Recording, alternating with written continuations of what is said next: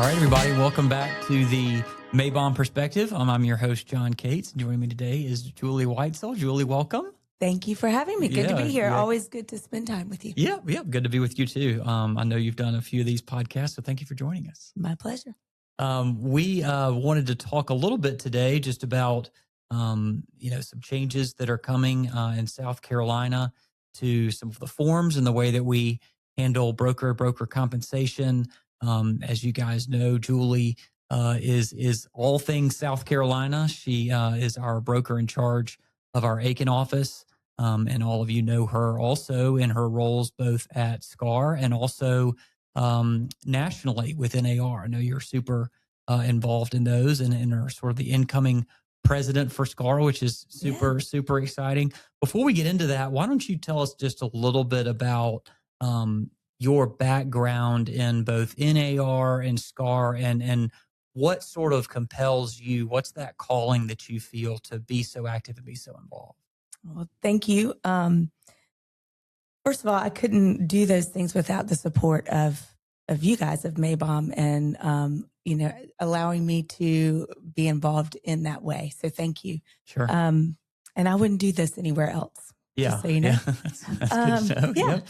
But no, the reason why I got involved in leadership through that is I've just always had a calling to be involved because it's what my parents have always done. Okay. My dad, Jim, and of course, everyone knows my mom, Carolyn, who's also at the Aiken office. Yep.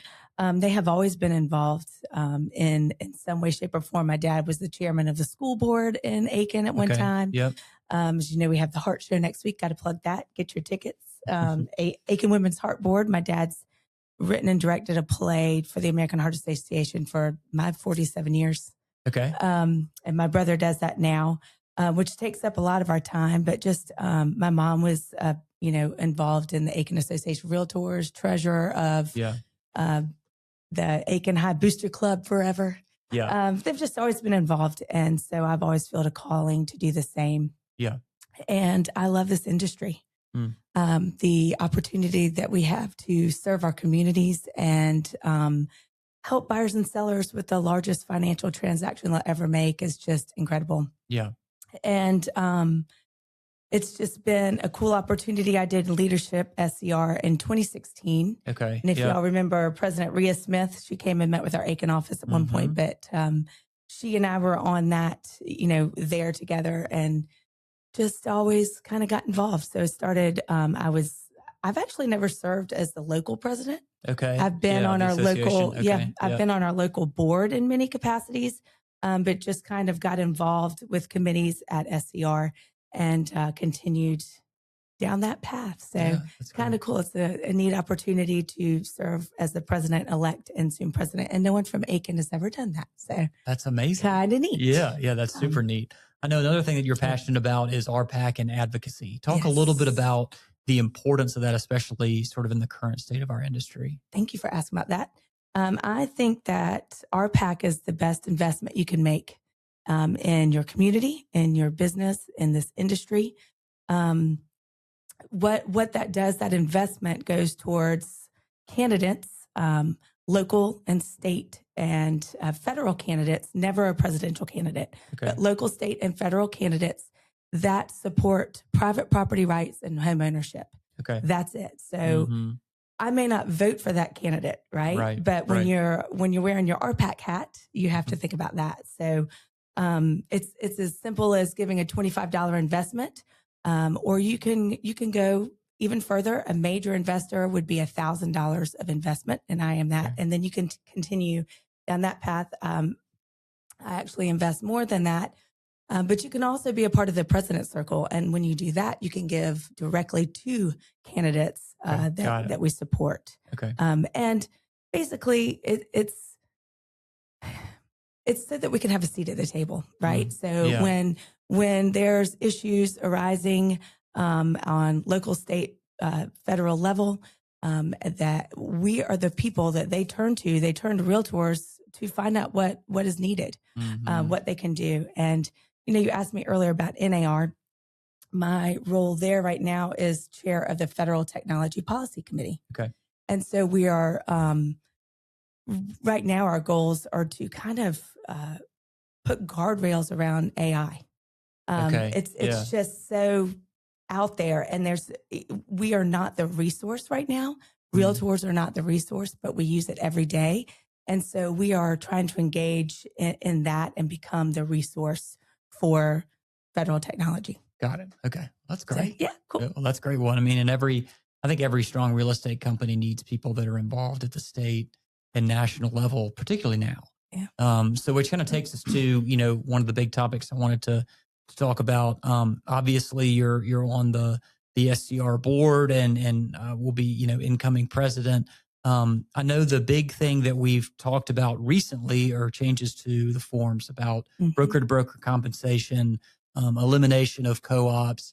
Talk a little bit first, maybe if you could give us a little bit of background in terms of the lawsuit, from last year and sort of set the stage for us as to, we know we've talked about this and we've seen it coming and it's here and other states have done it. Maybe give us a little bit of background as to what's supporting this move away from broker to broker compensation. Sure. So the lawsuit that, where we are today is basically from the fact that there was an idea that there was steering based upon commission, that by listing brokerages sharing their commission, their split with a buyer brokerage, that we were sort of setting a fee, and that sellers were made to share that fee, set prices, and that, at one point you could search in the MLS for what someone was offering in compensation. Got it. And so there was, now I know that most people don't do that, but there are bad apples. Yeah. And some people would actually search for what was being paid to them. And they would steer their buyers towards the highest compensation. Okay. Absolutely. Okay.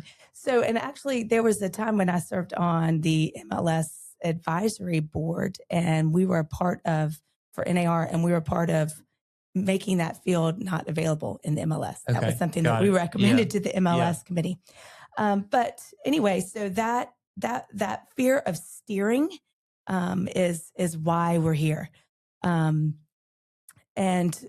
the SCR leadership team and staff consulted with outside counsel, and it was just recommended that we do away with that. So while you can do it according to our state license law, and I think you can according to Georgia state license law too. We just think that to, keep people from even thinking about steering their client, and also to mitigate future legal risk for the members, more than 30,000 members in SCR, that we think it's best to remove the listing broker to buyer broker compensation and only offer, basically listing compensation. But there is the opportunity to ask for compensation for unrepresented buyers. Okay, so talk to us a little bit about that. Yeah. Right. So the way that I think about an unrepresented buyer, think about like a sign call. Okay. So in South Carolina, and I believe in Georgia too, a customer relationship is implied by license law, right? So you are a customer in a transaction until you become a client. And the way you become a client, and as a seller, would be a listing agreement, and as a buyer would be a buyer agency agreement. Right. You can also have a contractual agreement with a customer, which is a transaction brokerage agreement. Okay. I think about someone maybe doing that because, we've had many times when we work with attorneys. They strike through all this language that we send to you, Kate. Thank you very much for reviewing for us. But oftentimes we'll work with an attorney that may, they don't need representation, but they want to engage in a contract with that agent because they do want to work with our agents. So that would be a transaction brokerage agreement, and that's a customer, but a contractual customer. And then a client is where you actually advocate for your buyer and your seller, right? You're loyal to them, they're loyal to you. And that would be, again, with a listing agreement or with a buyer agency agreement for a buyer. But an unrepresented buyer would, remember, a customer relationship is implied. So the most common thing would be a buyer that calls a seller off, or the listing agent off of their sign in the yard, or the marketing that they're doing, right? And in that case, they could call, they're interested in looking at the house. So you can show that house to the buyer, but you don't want to make them a client. Right. You're doing a Right. disservice to your seller when you do that, Mm-hmm. right? You can't advocate for your seller anymore. If you make this buyer that you have no relationship with, if you make them a client, now you have limited agency with both the buyer and the seller, and they're dual agents, and you can't really advocate for them at all. Right. You can't share anything that'll harm their bargaining power. So the best thing in that situation is to keep that buyer a customer, right? Okay. Don't enter into any contractual agreement with them. They're a customer. They called you over the sign. Think new construction, right? Seller, those new construction sellers don't want you to engage in a client relationship with a buyer that just walked in on site. Right. Right. So in that case, I'm not going to talk about fees because I don't know who's listening to this. It might not just be Maybom, and we don't want to violate antitrust. That's right. But so for your listing agreement, you would have the opportunity to set with your seller, like to tell them what you charge your fee as a seller, as a listing agent, what you'll do to market them. And that's one fee. But understanding that you may have an unrepresented buyer, you charge a fee for that because there is a risk at working with them. Sure. Yeah. You do have to do work for them. You do have to facilitate the transaction, and there's a fee for that. Okay. And then educate them up front that there might be buyers coming in that are working with a buyer agent or transaction broker contractual agreement that also have a fee, and they may want to negotiate it with them. Got it. Sorry if that overwhelmed you. No. That's great. I mean, I think that's really good background because obviously after the lawsuit, things needed to change. And talk to me a little bit about the forms that are changing. Okay. So I know that that's been decided by SCR. So talk to me a little bit about what's changing in the forms and how does that practically change how our agents in South Carolina will go about doing business? Sure. So the listing agreement is the main change. Okay. And it's all the forms so there's an exclusive right to sell listing agreement, which we normally use. There's an exclusive agency list agreement, et cetera. So the listing agreement will change. And what they're going to do is no longer will you see where a listing broker can share their split with a buyer broker. That's gone. Yep. So what you'll do now is you will charge your fee, whatever you charge, your fee for service to work with that seller. That will be there. And then there's a section for unrepresented buyer, which we discussed. And then also there's an option which is always in there, but note that there's the owner concessions option. Got it. Okay. So a buyer and seller or a buyer can negotiate their fee being paid because we know not all buyers have money in their pocket to pay, but frankly, the seller doesn't either. Yeah, right. Right. And that's the conversation you have with them. Can you pay me today, Mr. Seller? Right. No, you want to pay me with the pot of money that the buyer's bringing to the table. Right. Yeah. Right. Yeah. Right. So let's be prepared to offer that. Okay. And the way we can offer that, first in the listing agreement, are you willing to share, seller? Can we advertise that we will pay owner concessions? Got it. Okay. Right. Okay. And you can do that. You can say yes or no. If you say yes, you can advertise that the seller's willing to pay owner concessions because owner concessions can include broker compensation. Got it. Okay. But if you do that and you advertise that the seller's willing to do it, 100% of that can't go towards a broker's compensation. And that's because of the lawsuit. Yeah. Okay. So you can also choose no and then let somebody negotiate it. And so the forms that then go along with that are any of the forms that had any reference to broker compensation, they're going to be updated and to be removed. Like any reference of that is basically the only other form change, right? Okay. Also, you'll make note, and those forms are going to go into effect in our transaction management systems in zip forms, .loop, et cetera. They're supposed to be March 9th. March 9th. Hopefully. Yep. Yes. And they'll also be more uniform. That Nick Cremitis, who's the CEO, is very OCD and he did not like how it looks. So they'll be very uniform. And also, I'm trying to think, there are some forms that are going to be removed. And basically we went through all the forms in our library and there were about 8 or 9 that no one ever used. Wow. Okay. So we're removing those. Yep. And the commercial forms are going to be updated. Got it. Yeah. So Ashley Jackrell is the SCR secretary on our leadership team this year. She's a commercial agent. Okay. And great thing is we asked Karen Daly from our commercial office to be on our executive committee for SCR. She's the commercial rep, which is kind of fun. Oh, that is great. Yeah. And so Ashley put together a task force of commercial agents around the state, and Karen is one of them. And they're going to be reviewing all the commercial forms, bringing them up to date.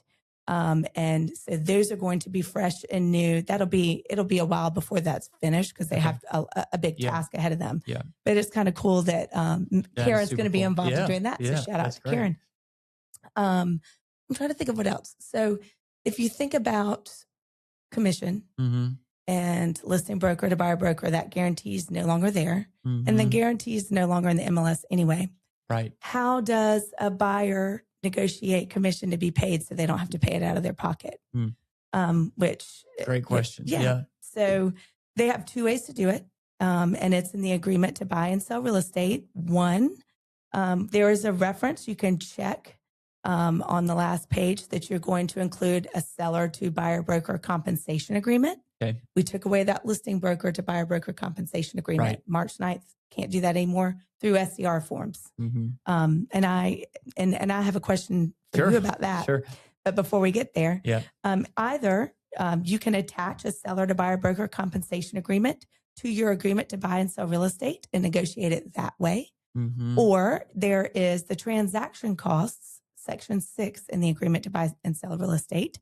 And you can ask for the seller to pay owner concessions, right? To pay for the buyer's concessions. And that includes buyer compensation, broker compensation. So you can ask for that to be paid. None of that's new, John. That's always been in there, right? So it's just now you're going to negotiate it. But stop calling and asking a listing agent what they're paying. I know we taught that. That's on us. We taught that because we panicked ourselves. Sure. But stop doing that. You have a fee, a contractual fee. You talk to your buyer about what you're doing for them and what your fee for service is for them. And that's what you need to put in your seller to broker compensation agreement or in your transaction agreement. Got it. And you send it to them, but you don't do both. Yeah. Right. Makes sense. Yeah. So if you ask for XX on your buyer agency agreement and you put that in your seller to buyer broker agreement, XX, and the listing agent strikes through it and says, we're only paying X. Right. Then you can then ask for the other X in the transaction agreement so you can get the full thing paid. From your buyer. Yep. Right. Right. But otherwise, so if I've confused you, just call me and I'll talk to you about it later, whoever's listening. Yeah. No, this is great. And I mean, things are changing and, we know that a lot of other states have already done this and I'm sure Georgia will follow suit. So that's why we wanted to kind of get you here because not only you're very knowledgeable about it, but you've been sort of in the room as this is formulated. So you've got the context and the background behind it. Thank you. So, so I have a question for you. Yes, ma'am. So our legal counsel has recommended, or like our SCR legal counsel, outside counsel recommended we do away with this. Right. There are over 19 states that have taken it out of their forms. There are 4 that have taken it actually out of their state license law. Right. We have not done that yet in our state, but that doesn't mean we won't. Sure. But what do you recommend as our company policy? I mean, because we don't have to use our state forms, right? Sure. You could draft our own forms and we could do it. So what are we going to do? So, that's a great question. Have you decided? And I know we've talked about this. So it's what we talked about last time when I think you and me and John Chambers and Carolyn were all talking and Stacy on the phone, that our company policy is going to be that any transaction that's done in South Carolina, you use the new updated forms. Good. It just, I know there are companies out there that have created their own forms. I get that. But the great thing about the state forms is there's uniformity. We can train universally on it. It also eliminates complications if you're working with a different company that's using their own form, right? And everybody is trying to get this right. But when you look at the people who are involved in this process, and including, yourself and Nick and the other people that are on that board, and then also Mark, who's outside counsel, he also represents us in one of the lawsuits that we're in. And he is he's probably more knowledgeable on this topic than anyone that I know, at least in the South. And so, the fact that he's been involved and makes these recommendations to the forms, we always want to try and use the state forms. No, nothing's perfect. Not saying that there aren't tweaks, but what I do like about the forms is, again, they're uniform, they're consistent, and also they're continually updated. Yeah. So they're thoughtfully updated, Yes. right? It's not just sort of like we're just going to do this willy-nilly. So as long as people are using the forms, the problem in the past, I know in the past, some of our commercial agents have used sort of their own forms. The problem is those aren't continually updated with case law that's changing, right. license law that's changing. So this is the way that the industry is going and needs to go. And I think that South Carolina is being pretty progressive and wanting to change these forms. Again, I know you don't have to, but our company policy will be to use these new forms in South Carolina. Awesome. And if they make those changes in Georgia, we'll do the same thing. Perfect. But I think that's the smart thing to do. I think it's the right thing to do.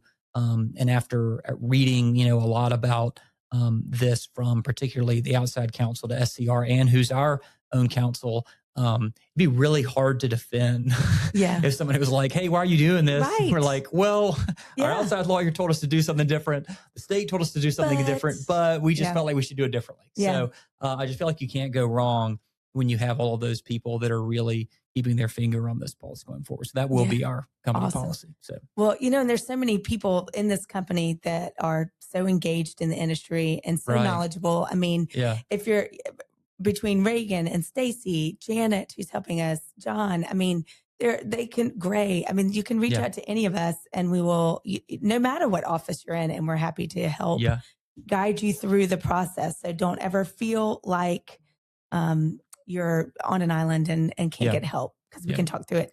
And I have talked to Nick Cremitis, and whether it's Nick, Byron King, Tiara Pitts, all three of them or one of them, they are going to give me some dates, and they are willing to come, whether we do it through Zoom or they come in person. He's going to let me know what works best with dates, but we're going to meet just with our company and go over this so that we can ask whatever questions we want in our own room and not worry about antitrust and those sorts of things.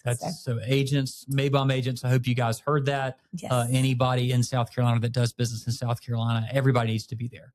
Not only for South Carolina transactions, but also this is coming in Georgia too. So thank you for doing that. That is an awesome resource to have, and particularly just be able to ask those practical questions, because for a lot of people it's new. It's a little different, but we want to make sure that we get it right.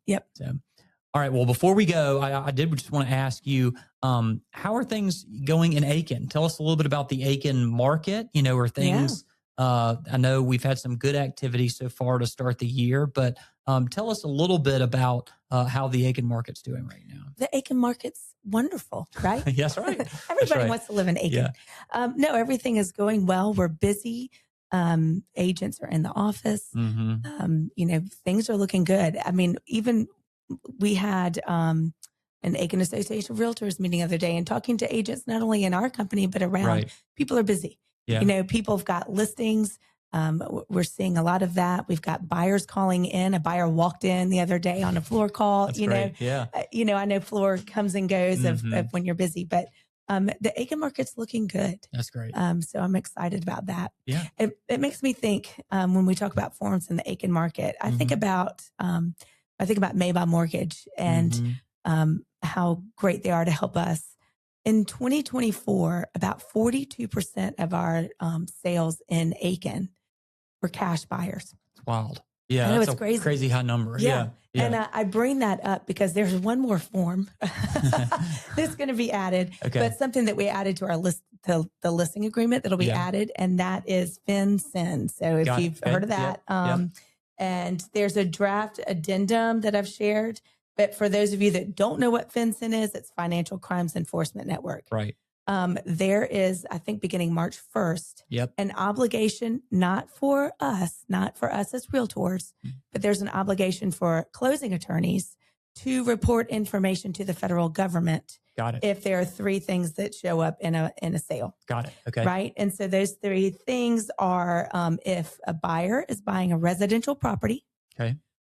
If it is a corporate, if it's an entity buying it. So if your buyer is an LLC, a trust, corporation, and also if they're paying cash or using a private funding. Got it. Okay. Then the closing attorney has specific things they have to collect from the buyer and seller, and then report. Okay. And so nothing that we have to do as agents, as realtors, but we do have an obligation to advocate and protect our buyers and sellers. Sure. Yeah. So we need to educate them about it and make them aware of it. That's great. And so we have created a federal reporting requirement purchase addendum that if you know that your buyer is in this qualifies for this, you can attach this addendum for the buyer and seller to be aware that it has to be done and get this information to the closing attorney. Kind of ahead of time. So you just want to make them aware of it. You want to educate them in advance. And you want to keep reminding them to get in touch with that closing attorney. Also, a closing attorney may charge more because they have extra stuff they have to do, just like we have to do with an unrepresented buyer. Right. That's right. So anyway, that's one new thing too. Well, I really appreciate you mentioning that. I know that we talk a lot, in our company, in the industry, about fraud and all those different things. And I know that the federal government's trying to wrap their arms around, whether it's money laundering or all those different things. And as corporations continue to own more residential real estate, none of that's going anywhere. So I appreciate you, filling us in on that. And this has been great. So thanks so much for joining us. We have to do this again. Oh my gosh. Sometime soon. Yes. I want to flip it and I'll I'd love to do questions. that. Yeah, no, that would be great. It'd be nice to sit on that other side of the table. For sure. Great. All right. Well, thanks everybody for joining us. Julie, thanks as always.